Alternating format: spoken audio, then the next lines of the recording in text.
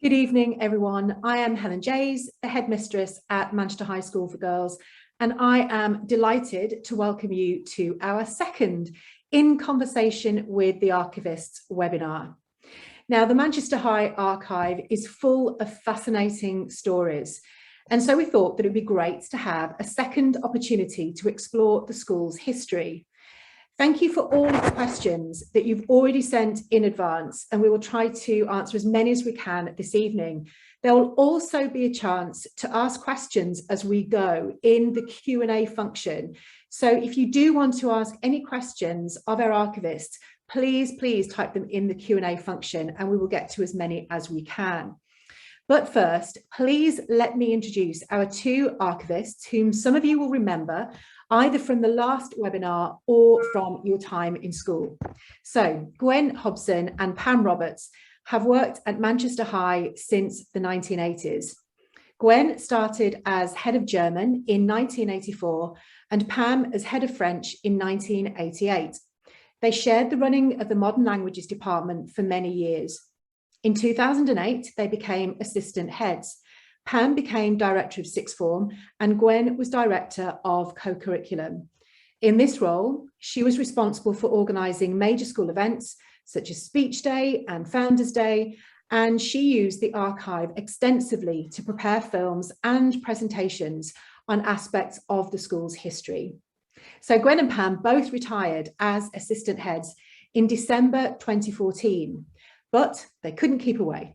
In March 2017, when the school archivist, Dr. Christine Joy, retired, they were asked to take over as part-time archivists as they'd been at the school for so long and knew it so well. Well, thank you very much for inviting us back. We've had a really exciting time in the archive this year, and it's lovely to have an opportunity to share some of the stories with you all this evening. But before we start, we must again pay tribute to Dr. Christine Joy, who many of you will remember was head of history for many years before she devoted herself full-time to the archive in 2001. It's thanks to her scholarship that we have a forensically catalogued collection and detailed notes of the school's history. The archive wouldn't be what it is today without her, frankly, superhuman efforts. Yeah, she was absolutely fantastic. I remember her so clearly. Yeah. But what have you been doing this year? Oh, well, we've had a really busy year dealing with inquiries. We have new projects and we've been learning lots about the history of the school in the process. So first of all, our new digital archive is up and running. This replaces our old archive website, which was absolutely brilliant, but the IT platform had become obsolete, so we couldn't edit it or we couldn't add anything to it. And we're now having our most valuable documents and photographs scanned professionally and uploaded to this website. It takes time, but we'll be adding more material as fast as we can. The professional scanning gives us a really, and you, the users, a really sophisticated search function. And we've uploaded copies of all the exhibitions that we've mounted in school. For example, the 11 headmistresses of Manchester High, Manchester High in World War I, 80 years at Rangethorpe, and also our exhibition to celebrate 100 years of women's suffrage. And there are also videos, for example, our film on the history of the ivy leaf. And I think the link to the new website is being put into the chat. Yeah. Brilliant, fantastic. So what sort of inquiries have you had? Well, we continue to deal with a lot of family history inquiries, which often lead to unexpected discoveries or connections. For example, this year, we were contacted by a family in Denmark who were researching the history of their great-grandmother, Elise Lempfert. Elise had been a pupil at Manchester High from 1883 to 1886 before she moved to Germany. And she was a very talented musician, and she went on to study piano under Clara Schumann. And the family were thrilled when they came to visit that we were able to show them Elise's original admissions form. Yeah.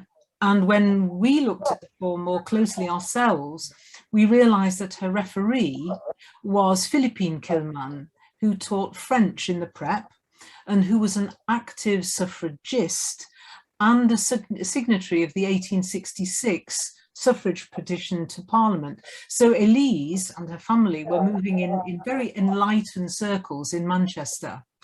And we were amazed then to discover from the family that Elise had gone on to be the co-founder in 1898 of the Women's Council in Denmark, which still campaigns for women's rights in Denmark today.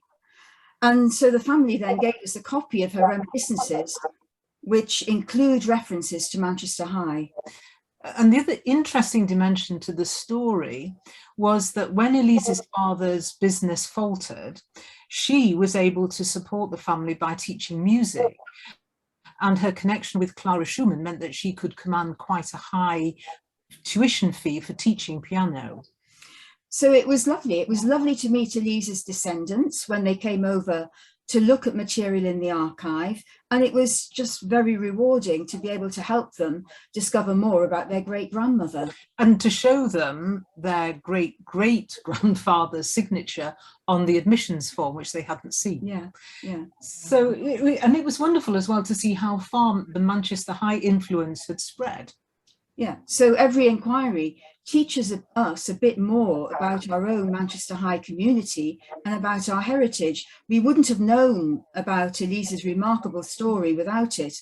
And it also reminded us about the contribution made by Philippine Kielman to the fight for women's suffrage.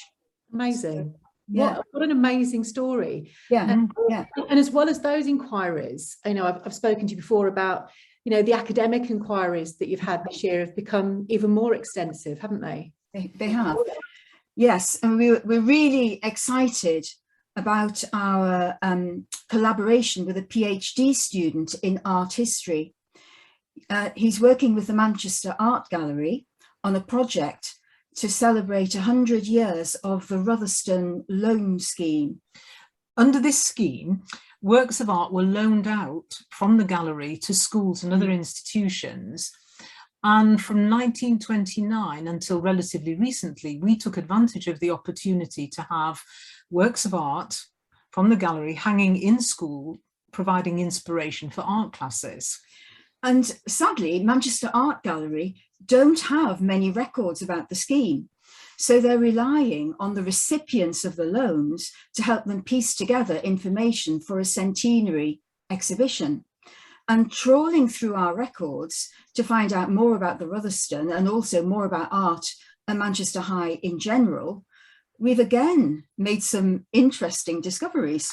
So the researcher was really excited to discover that two of our early art teachers, Miss Hannah Ritchie and Miss Dorothy Saunders, were well-known artists in their own right. And what's more, they gave financial support and a home to a New Zealand artist, Frances Hodgkins, who is considered to be one of the most prestigious and influential painters from New Zealand, although she spent most of her life in Britain and Europe. And so we have lots of newspaper articles and personal reminiscences which have helped us and the researcher to build up a picture. For example, in 1936, Miss Ritchie and Miss Saunders introduced Surrealism into the art curriculum. Wow.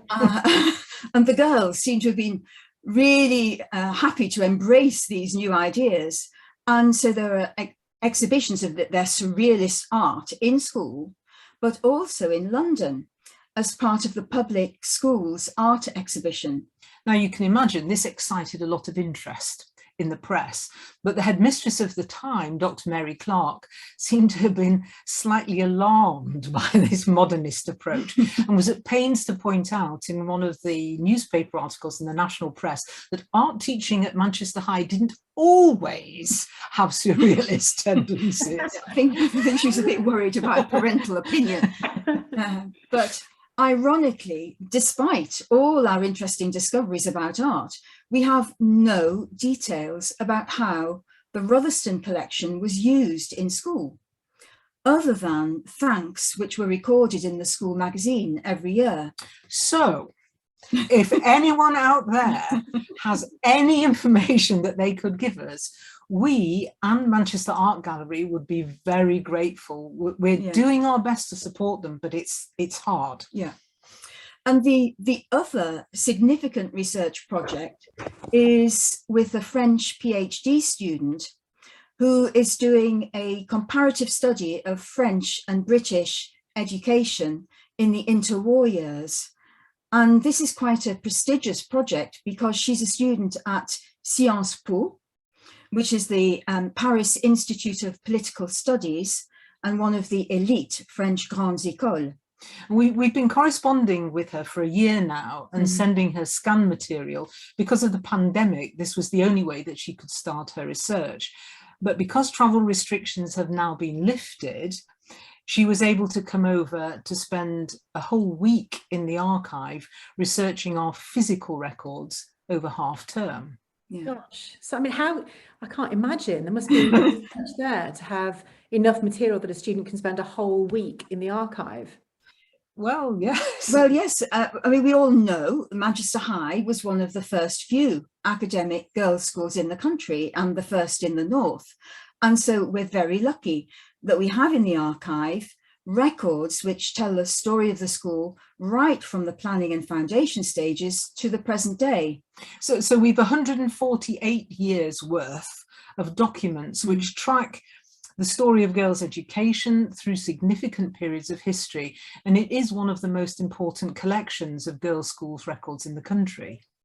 The things that we and researchers come back to again and again are the old school magazines, and we have an almost complete collection from the very first magazine, which was published in March 1883, and the early ones are so useful because they give us a vast amount of detail about the life of the school. There are reports from all the school societies. There's a chronicle of the year, huge amounts of creative writing, which is very interesting. You can compare the sort of creative writing done in the past with creative writing done today. And then there's also news of old girls and staff. There are letters from girls at university, and sometimes even copies of the speeches given by the distinguished speakers at Founders' Day and Speech Night. And secondly, we have the school reports from 1873 onwards until publication ceased in the 1960s. And these are so useful to researchers because they're a combination of prospectus and detailed annual inspection reports. Because yes, the founders wanted to ensure that the highest quality of education for the girls. So they brought in distinguished external assessors who were very rigorous, and they certainly didn't pull their punches. Yeah. In 1883, the Latin examiner complained that in the middle fourth, translation was shirked by most and indifferent when attempted. And the story we love, the annual English exam for the youngest pupils at Manchester High included an oral, and the Lancashire accent was a problem for the 1888 examiner, who was from the University of Cambridge. And he commented that when he listened to pupils reading aloud, they had no small difficulty in trying to eliminate the rather pronounced local accent. But he did say, sort of damning with faint praise, he did say that the staff had taken great pains to make their reading distinct and intelligent. And for me, as a Germanist, I can't resist the comment on the upper sixth translation into German, which was decidedly unsatisfactory. Many of the candidates showed great ignorance of case endings and seemed unable to arrange the words in a German sentence. And for those girls who are taught by me or who've battled with German word order, they'll understand. Yes. So they make great reading, the inspection reports. And we also hold minutes of governors' meetings. We have building plans, we have prospectuses, we have music and drama programs, and we have letters of all sorts. And we have mountains of photos and newspaper articles and miscellaneous items relating to the school, including uniform, girls' academic reports donated by generations of old girls. And they're interesting too, because we said last year, when you read them, the early ones are, well, shall we say frank? Painfully frank, yes. And you read them now and you wince because they're not in the least bit constructive, whereas now we're at great pains to make our reports useful and constructive. Yeah, and we're very lucky because old girls have been so generous in donating items and personal recollections to the archive. So this year, for example, we've received several complete sets of exercise books from reception right through to senior sixth. And these give an insight into the curriculum and academic standards during a particular period. Fascinating. But also when we came to catalogue them, we realised that they also gave us a snapshot of teaching methods and early technology. So, how many of you remember worksheets and notes produced on Bander machines? Now, we reckon this will divide the audience tonight. There will be those who can remember the purple ink and the whiff of methylated spirits. And those lucky people from the photocopier generation will have absolutely no idea what we're talking about. Yeah, I mean, the health and safety implications of Bander machines don't bear thinking about. So things have evolved so much even since we started teaching when we weren't allowed to photocopy. Yeah. But our French researcher certainly found the exercise books really useful. And before the pandemic struck, the daughter of a former pupil donated her mother's textbooks in all subjects from 1918. Now, our French researcher positively hoovered these up. Yes, she loved them, yes. So the archive is a very important collection nationally and internationally. In fact, today we've had an inquiry from Australia. And just this morning. Just this morning. And apart from France and Denmark that we just mentioned, we've had contact recently with Canada, Australia, Spain, the Netherlands, New Zealand, and the United States. So, yeah. Just such a lot of material, and yes, the banders are getting some great reaction on the I'm mindful that for those who didn't hear your talk last year, it would be really great if you could remind us of what is so remarkable about the school's history. Well, it seems incomprehensible to us now, but we have to remember that there was no academic girls' school in Manchester in the 1870s. Very few in the country as a whole, because in the 19th century there was still widespread suspicion of the value of female education. Yes, I mean, we often say that girls were often regarded as intellectually inferior to boys, and there were fears that the education of girls would damage their health, that it would be dangerous for society, and also be an unnecessary financial burden on parents and the taxpayer. But there was a body of people in Manchester who were determined to provide for Manchester's daughters what had been provided without stint for Manchester's sons. And Manchester, this is called the Manchester Association for the Promotion of the Education of Women. You wish that they could have come up with a snappier title, but there we go. And this was a pioneering group who launched a public appeal in 1873 to found a girls' school of the highest type. Yeah. And the school report for 1873, which is when the school was being planned, it contains the original list of subscribers, because what is really significant about the foundation of Manchester High is that it wasn't founded by an individual or a religious institution, but by Mancunians themselves. And within a few weeks, over 140 Mancunians had contributed sums of money ranging from £1 to £150. So as we always say, it's an early form of crowdfunding. It is pioneering. And the founders described the essential aims of the school, so this is like a Victorian mission statement, to impart to the scholars the very best education which can be given and to fit them for any future which may be before them. It was very far-sighted, and it's exactly what we've always done and what we're still doing today. Yes. Yeah, and we had some very distinguished founders. If we just mention a few of them, William James Kennedy was one of Her Majesty's inspectors of schools, and it was probably due to him that from the very beginning the school was inspected annually to ensure the highest standards.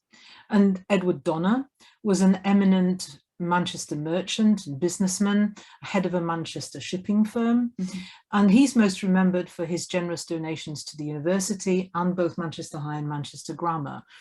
He was a very well-known figure in Manchester, and every day he walked from his home in Fallowfield to his office in A Town Street and was known as the grand old man of Manchester.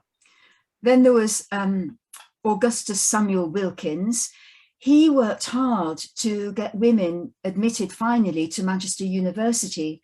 But of course, before they could do that, they needed the necessary qualifications to matriculate, or in other words, to qualify for university entrance. And for that, you needed an academic school. Yeah. Robert Duckinfield Derbyshire and his wife Harriet Ann Derbyshire were both passionately interested in the cause of women's education. Robert Derbyshire was a solicitor of considerable standing in Manchester, and he was the one who drafted the original scheme of government for the high school.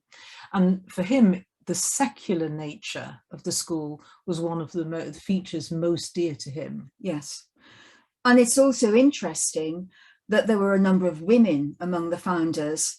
There was Matilda Mary Roby, Margaret Emily Gaskell, who was the daughter of the novelist Elizabeth Gaskell, and Abigail Behrens, who, with her husband Edward, gave large sums of money to establish a chair of education at the University of Manchester, and they also supported Jewish educational and charitable schemes. So yeah, it's really interesting to hear all of that. And I'm sure everybody who has a connection with the school feels that real sense of pride at being associated with the school with such a pioneering history. It's really fabulous. Yeah. Can you tell us a little bit more about where the school was when it first opened? Yes, well, most people think that the school was first in Dover Street, but actually that wasn't the case.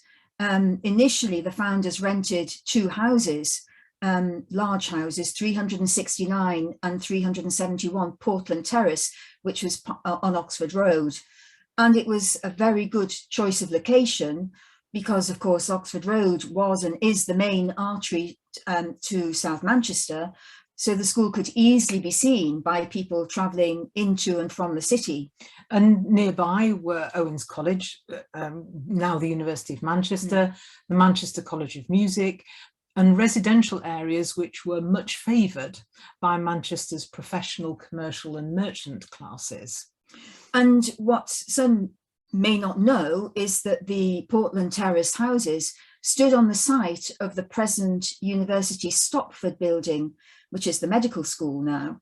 And Sir John Stopford was later one of our governors. The target date for opening was the 19th of January 1874, which is why we celebrate Founders' Day on or as near as possible to the 19th of January each year.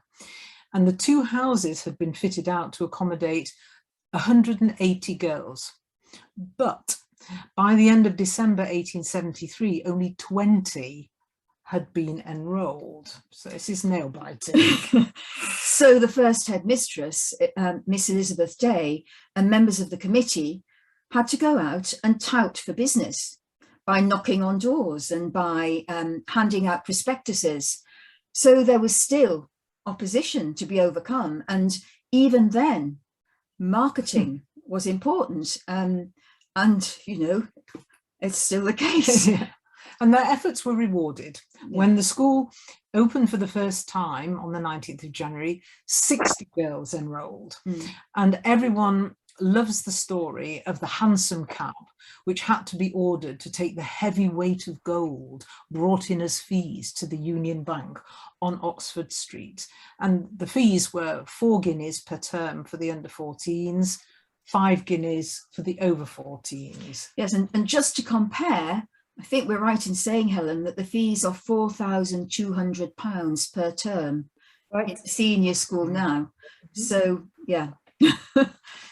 So within 18 months of the opening of the school, the 2 houses which it occupied were full. A third house was rented, but within a year that too was full and applicants had to be turned away. So the governors decided to build a new school, and they chose the half-acre site in nearby Dover Street, which was then a very quiet side road off Oxford Road. And they wanted a school which would be the most modern of its time. So in 1879, they commissioned Mills and Murgatroyd, who were a very distinguished firm of architects, and they had designed the Royal Exchange building in Manchester, which gives you an idea of how impressive the Dover Street building was. The school moved into Dover Street on the 14th of September 1881, and it was a purpose-built school. So the facilities were remarkable for the time. So they had science laboratories, a gymnasium, a library, cookery and art rooms, a hall, an outside playground. And we have some wonderful photos in the archive of the interior and exterior of Dover Street. Yes, you can see those on the website if you have a look. And so Rangethorpe Road is the school's third home, because by the 1930s, Dover Street was becoming too small and the school needed more space. So we moved in September 1940. Okay, thank you. Now, it's interesting that one of our listeners tonight has told us that she does not ever recall any mention of the school's history in educating the Pankhurst sisters, despite doing history O-level. She said that she only found out after leaving MHSG and wonders why it was never celebrated when she was there. Well, this is a very good question. It's one that we've heard before. The simple answer is we don't know. We can only speculate as to why it was never celebrated during her time in school.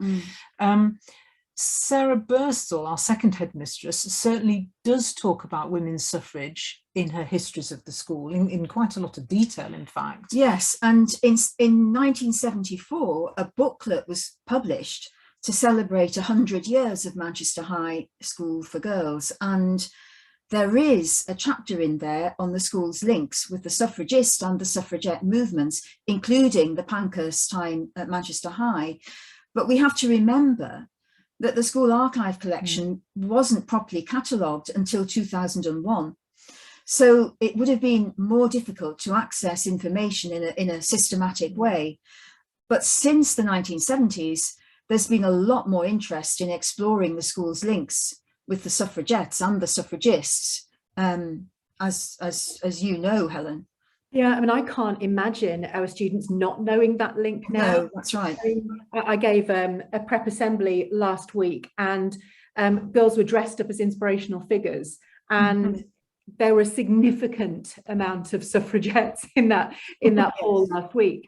So they're absolutely aware of that link now, and I think that we do a lot now to celebrate our links with the Pankhurst sisters and the campaign for women's suffrage more generally. So even over the last month, you know, March is Women's History Month with International Women's Day. We've had senior assemblies this week focusing on the theme of forgotten suffragettes. Year 8 had a suffragette workshop in January. Year 9 students at the moment are involved in a forgotten suffragette musical project. And of course, a few years ago, there were some significant events in Manchester that linked us to the suffragette movement too. So as you all know, in 2018, in addition to our in-house exhibition on votes for women, the school took part in the march, that amazing march to St. Peter's Square for the unveiling of the Emmeline Pankhurst statue. And Dr. Helen Pankhurst, granddaughter of Sylvia Pankhurst, and great-granddaughter of Emmeline Pankhurst, is a frequent visitor and speaker at the school, which is fantastic. Yeah, and in the archives, we receive numerous inquiries from authors and academic researchers looking at women's suffrage, and we can help them quite a bit. Yes, a book has recently been published on Lydia Becker, who was one of the leading early suffragists and educationalists, and we actually contributed to research for that. And a Year 9 pupil is currently using archive material for her HPQ qualification on the suffragists and suffragettes. And for those who don't know, this is a GCSE standard qualification in which pupils research a project on any subject of their choosing. So it's great to be able to help her. And just this week, we were invited to give a talk to the reception classes about the history of the school and our links with the suffragettes. Yeah. And we can confirm that even at the age of 5, they knew who the suffragettes were, and we were quite amazed, actually. Yeah. They could name Emmeline Pankhurst, not an easy name for a little one to say. No. And when we showed them the photo of the 3 Pankhurst sisters as children, they guessed who they were straight away. Yeah. We were very impressed. And they were quite excited to see the admissions forms for Christabel and Sylvia and Adela. I was very excited to see those photographs. And somebody on the question answer who said that in 1965, when she started at MHSG, she received an introductory booklet with photos of the sites, the history and mention of the Pankhursts and the context. So that's interesting. Yeah. It would be really helpful if we could have a copy of that. We would love a copy of that. I don't think we have that. No, we don't. No pressure. In 1965. So just moving a little bit away from the Pankhurst and the suffragette link, can you tell us about some of the other things that you have been doing in school to make us aware of the school's history? Well, we've branched out into making short films about aspects of the school's history, albeit in a very amateurish way, because we have absolutely no training. But it does enable us to bring the stories alive in a way that's maybe more engaging for modern audiences who are used to having visuals. And it also means that we can give the wonderful old photos a bit of an airing. And the other advantage is that we can then upload the films onto the new archive website, and the links can be sent out by email and social media. So they reach a wider audience, they cross time zones, and more members of the community can enjoy what we have got to offer. Yeah. In 2017, we filmed an interview with Doris Angel, who came to the high school in 1937, having fled Nazi Germany. And she then came back to school to work as the domestic bursar. Both her daughters came to the school, and she was a loyal member of the Old Girls Federation. Sadly, she died in 2019, and last August, a rose was planted in her memory in the Rose Garden, and we prepared an exhibition for the ceremony and showed the film. And then part of the film, telling Doris's story, was used in this year's assembly for Holocaust Memorial Day. The full film is absolutely fascinating, and so if you're interested, you can find that on the school's YouTube channel, and we're about to upload it onto the archive website too. Yeah, it was really great giving that assembly about Doris Angel, because it makes situations like that really live for girls now. So the work that you're doing there is brilliant. So what have you got lined up next? Well, we also have to remember that an important part of our job is to set down the archive for the future. So for some years now, we've mounted an exhibition on the large screen in reception of graduation news. This enables us to catch up with recent alumni and to celebrate their success. And it's quite inspiring for younger pupils to see the variety of paths that they have taken. Yeah. And this year, for the first time, we decided to revive a very old tradition dating back to the 1880s, when girls in their first year at university would write back to school to describe their experiences and encourage others to go to university. And the articles, I think we mentioned earlier, were published in the school magazine. So we've invited last year's leavers to send us in details of their lives since leaving school, whether they've gone to university, whether they're on a gap year or doing an apprenticeship. It's just lovely to hear from them again. And we're grateful that they're so willing to share their experiences with those coming up behind. Yeah, and that exhibition is due to go up very soon. Very soon. Yeah. And we're also really excited to be working with the history department on a new project for year 8. And this will involve year 8 pupils doing independent research on early members of the school community, staff and girls, using the digital archive on our website as well as other materials. And we hope that this will be fun, and that it will help them to understand what a pioneering school Manchester High is. And we hope that it will help to make them proud, as they should be, of their heritage.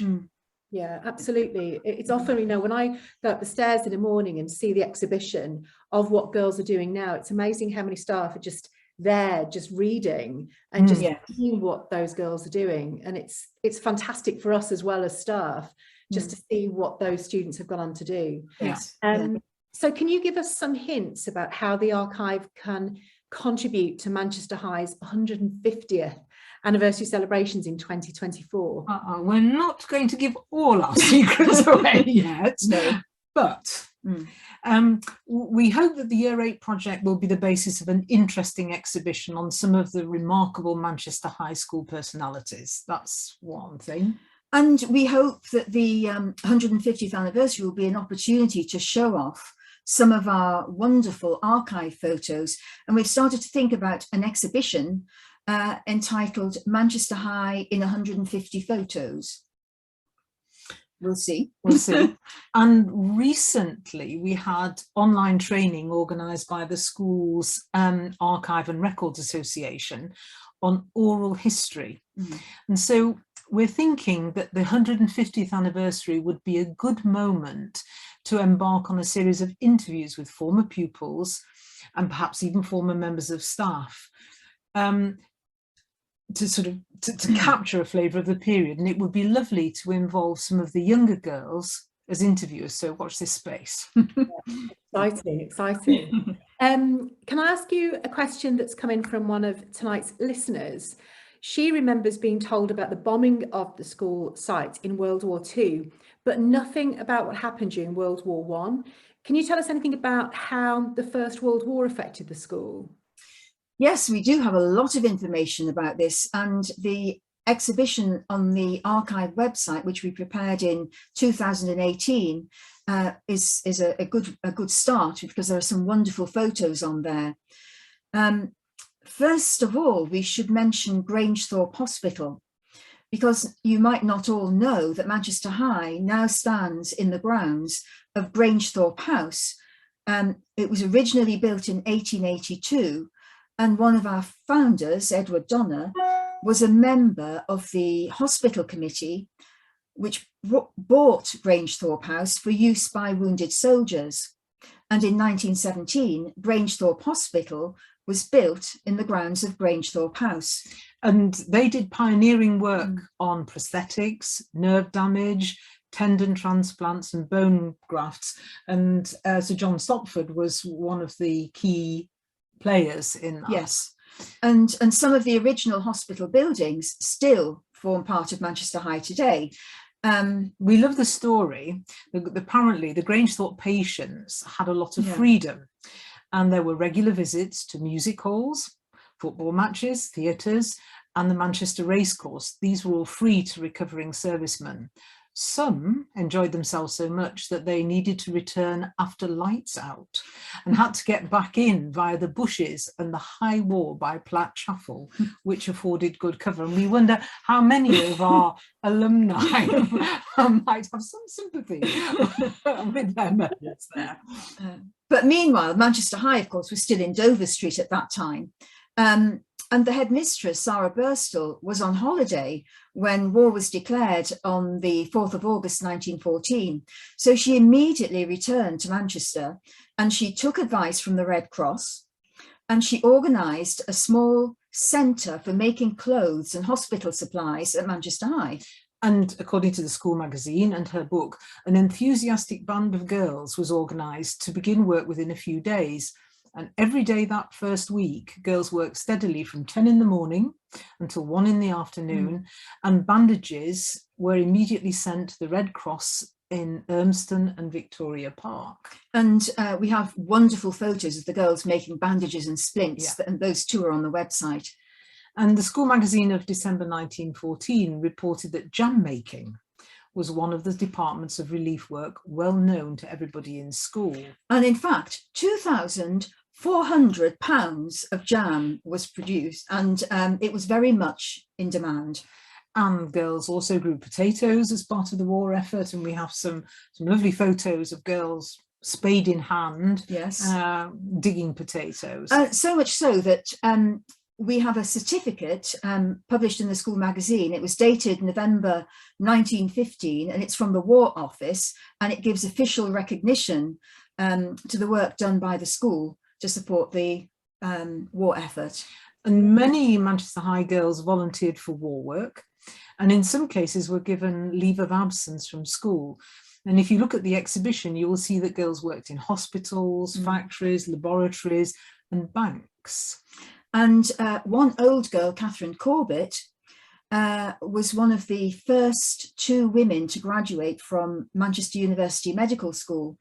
And she served as a doctor in a Scottish women's hospital unit in central Serbia from 1915 to 1916. And we have a copy of her diary of Serbia in the archive. Great, yeah. Well, some of the staff were also given leave of absence. For example, Miss Alice Chisholm, who taught French, did voluntary nursing at the Red Cross Hospital in Victoria Park. And some of the girls helped her with cleaning during the holidays. She was given leave of absence to work full-time as a nurse from June to December 1915. And Miss Gertrude Powick worked as a teacher of French and German at Manchester High, but in spring 1915, she was given leave of absence for the duration of the war, and she joined the Society of Friends Emergency and War Victims Relief Group. And here she took some training in nursing and learned to drive. And she was stationed at Bar-le-Duc in France and other places in northern France, helping Verdun refugees. And in a very moving letter to school published in the school magazine, she describes hearing the guns and the appalling misery experienced by the refugees.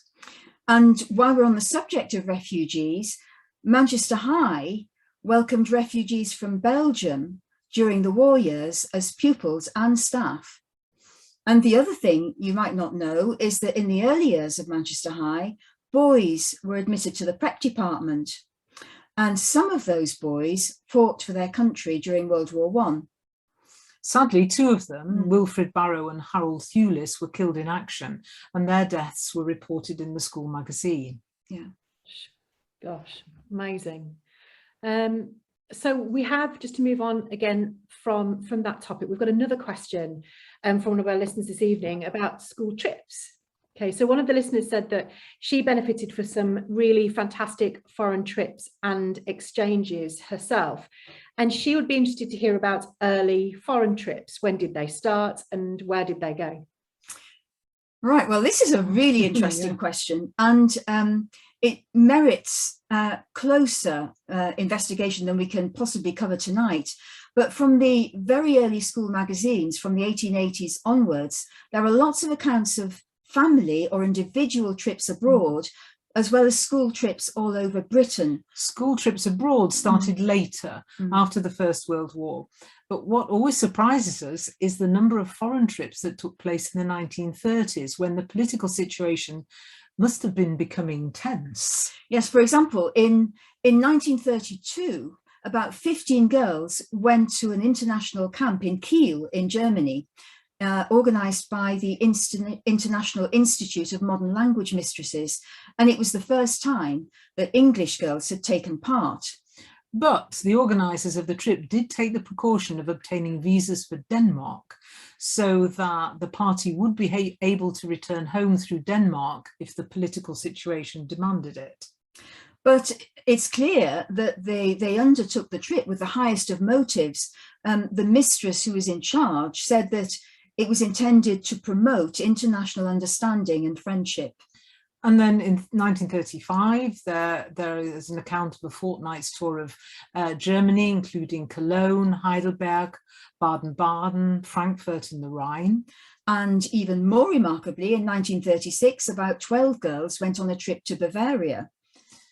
And in 37 and 38, there was an exchange trip to Germany, as well as trips to Paris and Bruges. But astonishingly, they went even further afield. As late as August 1939, some of our girls, with 4 members of staff, departed for a 7-week visit to Canada. And it seems amazing to us now because there were clear indications that war was about to be declared. And they sailed from Liverpool on the SS Athenia, which was later, to their consternation, sunk in the Atlantic.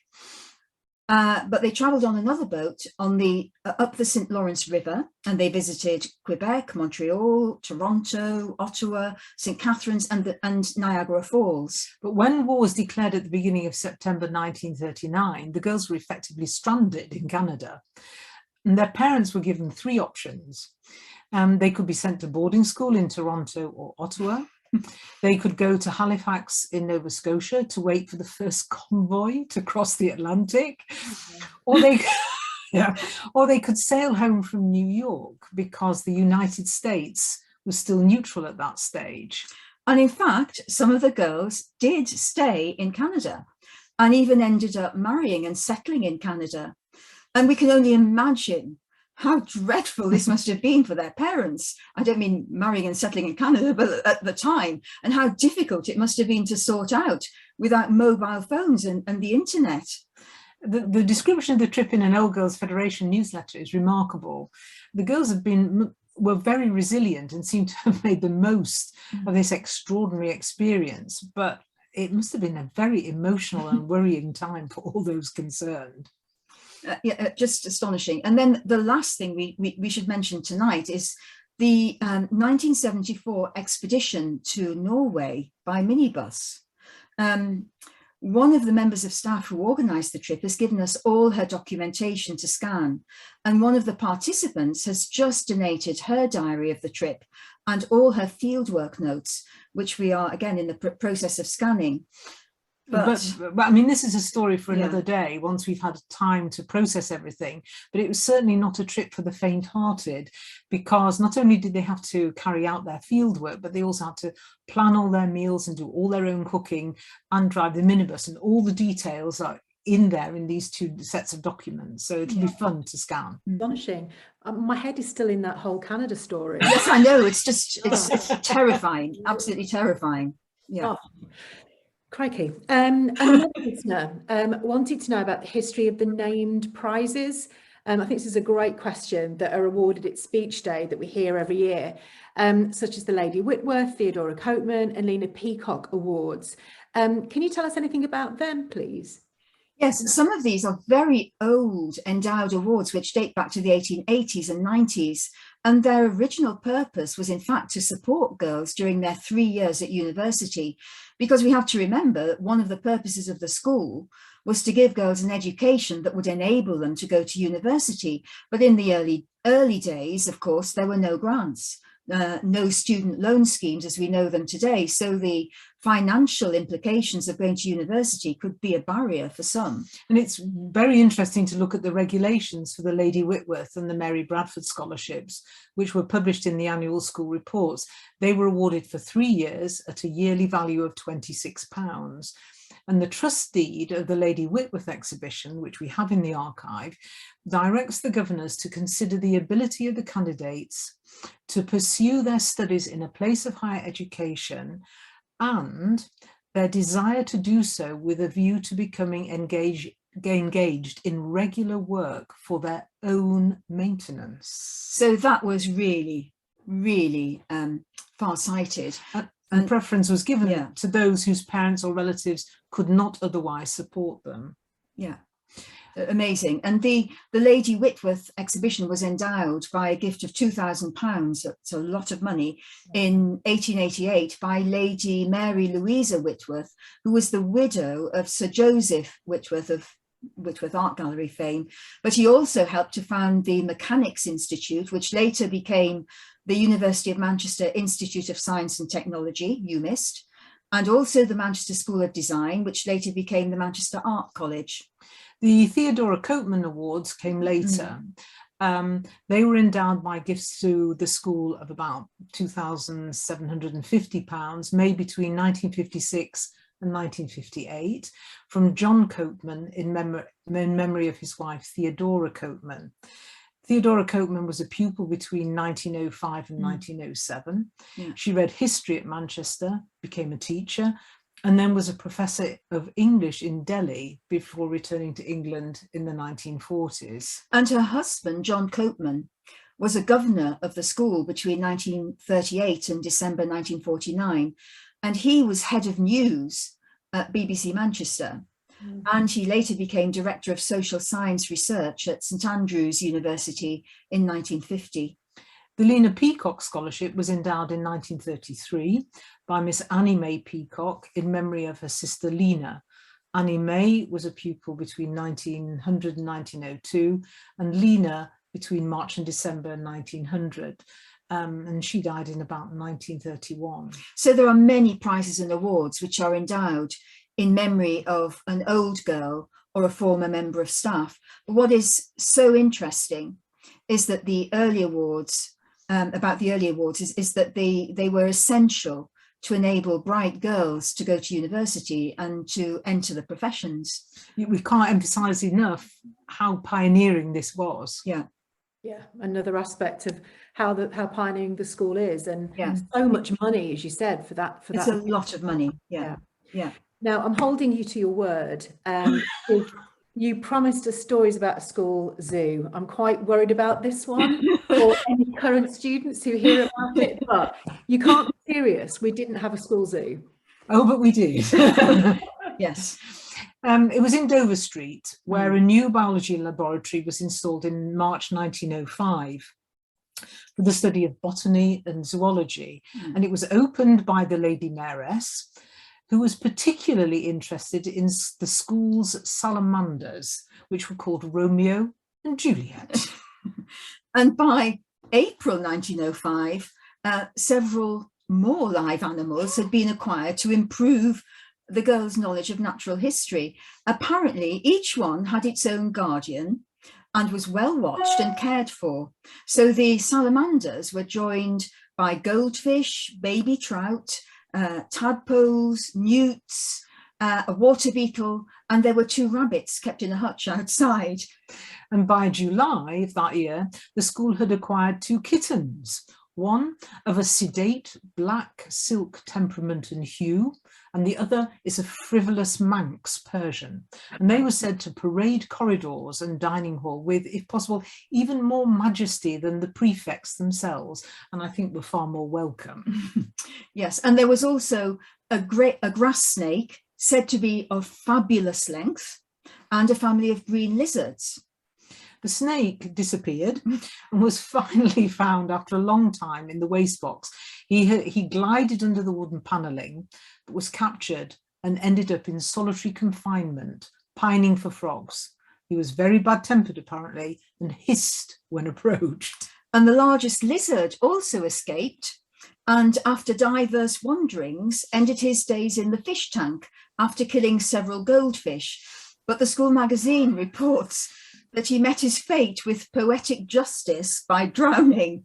We also had silkworm moths and Tommy the Toad, who stars in a wonderful 1905 photo sitting in the hand of the biology teacher, Caroline Quanyu. He was quite an institution, very tame, very friendly, and you can see his photo on our website. And then, close to the end, by 1908, we had 2 doves called Jack and Jill, but their cooing was too distracting in the classroom, so they were relocated to the botanical laboratory. And there was also Peter the tortoise, but he sadly died. You see, we came good on the promise. I didn't realise that the zoo would be quite so extensive. Yes. Gosh. Gosh, I just hope no current students are listening. Yes. Okay, we've got a few questions on the question and answer, and if anybody's got any other questions that they'd like to ask Pam and Gwen, please do put them up, because we've got a few minutes left with them. So the first one, so I've always understood that the old black and yellow uniform represented the worker bees of Manchester. Is that right? When did the black and yellow come in, and what other colours have we had before we adopted the suffragette colours? Okay. Right. Well, we didn't have a uniform at all at first. The only thing that came near to a uniform, I guess, was the yellow sashes that girls wore on speech day. And we have one of the sashes in the archive. And also initially, it was Sarah Burstall who decided on the ivy leaf as a symbol, and also girls were required to wear a hat band. Yes. And the girls were given the choice of colours. Yeah. And it's the girls who chose the gold, or in fact it was maize. It was said to be maize. Yeah. So the yellow element of the uniform, and that was combined with the black. But initially it was just in the striped hat band. Yeah. It's a lovely story, but we don't think there's any connection with the worker bee at all. It would be nice. It would be nice, yes, but it was the girl's choice. It was the girl's choice, and really it changed once the uniform came in. I mean, we have a wonderful photo, a full-length photo of a girl wearing her uniform in 1929.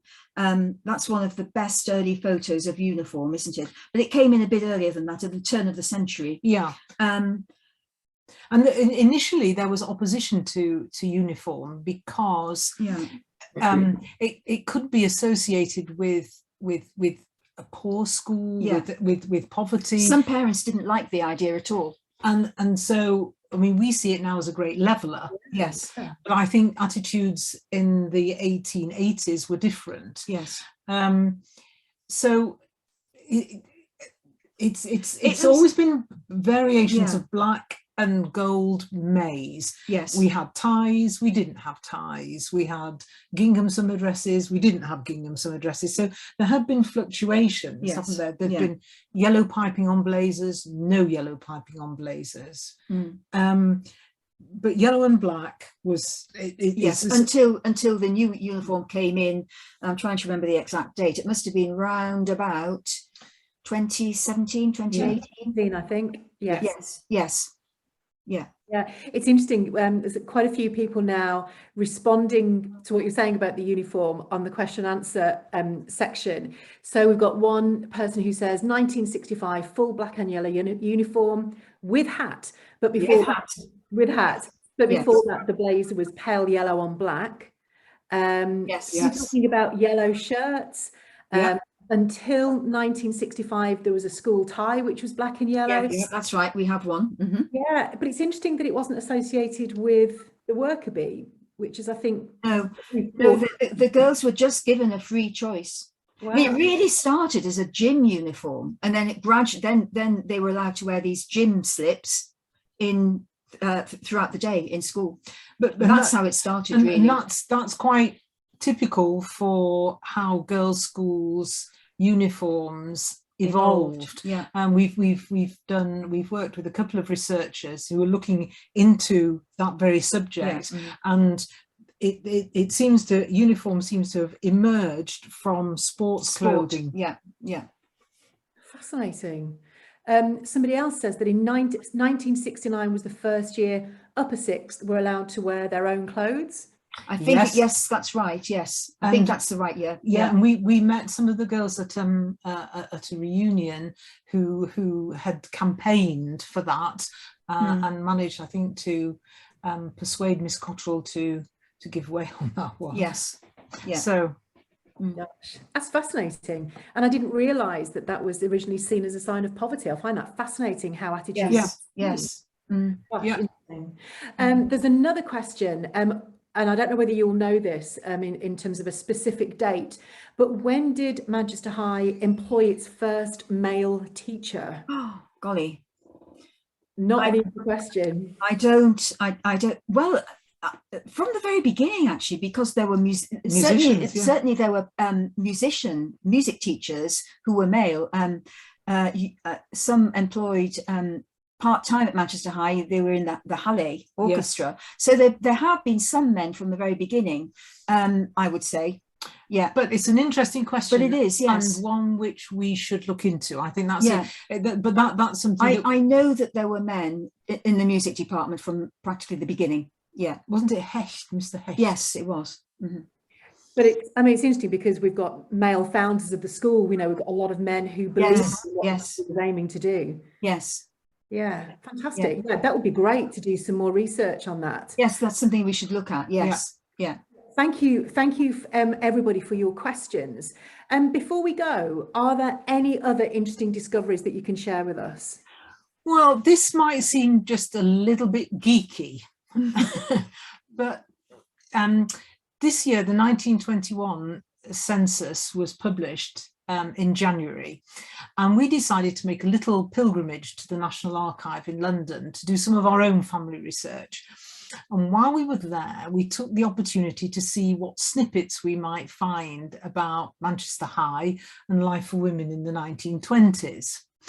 So we looked at who was living in Dover Street beside the school in 1921. Yes, originally in the 1880s, when the school was first opened, Dover Street was quite a smart neighbourhood with professional and intellectual families. But by 1921, the area was a little less salubrious. And this is one of the reasons why by the 1930s, the governors wanted to move the school out to Rangethorpe. And the census shows that the inhabitants of the Dover Street neighbourhood were now small businessmen, commercial travellers, skilled manual workers. For example, there was a gold beater, there was a cardboard box maker, an embroideress, and at number 42 Dover Street, there was Mr. Herbert West and his wife, and Herbert West was the school keeper, in other words, the caretaker, and he was quite an institution, and we have a picture of him in the archive, but quite a lot of the houses were in multiple occupancy by then. So once you've got the bug, it's hard to stop. So we decided to be very nosy, and we looked up the headmistress, Sarah Burstall. Yes, and she lived quite close to the school at number 280 Dickinson Road. And her household consisted of 3 people: herself as the head of her household, her cook cum housekeeper, Ada Johnson, and her maid, Annie Donohoe. So in a way, this solved a mystery for us, because I mean, clearly Sarah Burstall was a very bright woman, but we've often wondered how on earth she managed to achieve so much. She wrote several books about Manchester High and the theory of education. She planned and went on a lecture tour of the United States and Canada. She was a suffragist. She ran an ever-growing school, and all this without central heating, an automatic washing machine, a microwave, and supermarket home delivery. How did she do it? Well, the answer is pretty simple. She had her own domestic staff. Yeah, and that made us think about professional women a bit more. So we looked up Dr. Catherine Chisholm, whom we've already mentioned, the school's first doctor. She was one of the first women to graduate in medicine from Manchester Medical School. And in addition to her medical practice, she and being the school doctor, she also founded the Manchester Babies Hospital. And she lived at 339 Oxford Road, but again in a kind of multiple household with her sister Alice, who'd been a pupil at Manchester High and then became a teacher there, and another ex-Manchester High pupil, Nesta Perry, who went on to become the first woman police surgeon. But they too were supported by a cook and a housemaid. So we began to wonder where we'd gone wrong all these years. But seriously, it is quite interesting to have this kind of insight into how professional women lived their lives in the 1920s. And while we're talking about Catherine Chisholm, the school doctor, We also have done some research on the subject of health at Manchester High, since it's obviously topical at the moment. And we discovered that right from the very beginning, the staff and governors took the girls' health very seriously. So it was quite pioneering to have a school doctor, and pupils were encouraged to take part in PE activities to keep them fit. In the early years, this took the form of calisthenics, so it's like gymnastic exercises to achieve physical fitness and grace of movement. And this was very progressive, as Victorian women were not encouraged to exercise, and certainly their clothes would have made this very difficult. And the governors paid for health checks for the girls, and Dr. Chisholm gave talks to their mothers about the importance of sleep and food and exercise. And it might seem a bit too strict to us today, but the school report of 1910 requests parents not to allow their daughters to accept invitations to parties or bazaars and the like during the course of the school week, and to limit visits to places of public amusement to the weekends and the holidays. So unsurprisingly, there were health scares at Manchester High because of infectious diseases which no longer we don't worry about today, such as scarlet fever, mumps, measles, and of course the Spanish flu after the First World War. The city of Manchester was very badly affected by Spanish flu. Some schools had to close, but Manchester High seems to have escaped the worst. Yeah, it's quite interesting that school has never had to close for any length of time as it had to because of COVID-19. And of course, we've been recording the school's amazing response to the pandemic, and we're sure that at some point in the future, this will be the subject of someone's PhD. We think it's important that all the hard work and the girls and the staff's resilience and their determination to keep going should be recorded for posterity. Because that's what the archive is all about. Yeah, absolutely, absolutely. There's been a sneaky little question. Do you mind if I ask it to you? Go on. It's about the prep, actually, and why the prep was in Didsbury. Have you got any idea about that? Oh, yes. Oh, yeah. I mean, the prep was originally, when they were on Portland Terrace in the first building, there was a prep and main school were together. The same happened in Dover Street, so there was a section for the prep there. They moved to Rangethorpe Road in September 1940, but Rangethorpe was bombed more or less immediately in the December, and so the school was destroyed, and the school was sort of broken up into various different accommodations where they could be found, and prep went into two buildings, Worley and Broomfield in Didsbury. And these were two schools that had been previously, I think they were little prep schools, and the Manchester High bought the buildings and located them there, and then it was a gradual movement back to Rangethorpe Road, and they then the prep was originally in Star Block on the Rangethorpe side, but it was quite a long time before they got back. Before they got back. But that's why they're in Didsbury. We were all in Didsbury. Yeah, quite a lot when happened. The school was bombed. Yeah, quite a lot happened in Mr. Berren's garage. I mean, they were just farmed out. Withington took us, MGS took. It was a really difficult situation. But Star Block has been everything over the years. It has been everything, yes. But yeah, there's we have the photograph, one of the early photographs with the little prep ones just standing outside Star Block when it was first built. When they were first brought back. Yeah. There's been such a fabulous conversation going on the chat. I just have to refer to one. I think the question about male teachers has struck up some real in the chat. Apparently there was a young male teacher of Russian. Harry was his name, in the late 1960s, who nearly caused a riot, which I don't think Manchester High girls have changed that much. In the chat to read. Brilliant. As always, I could just carry on listening to you all evening. It's absolutely amazing.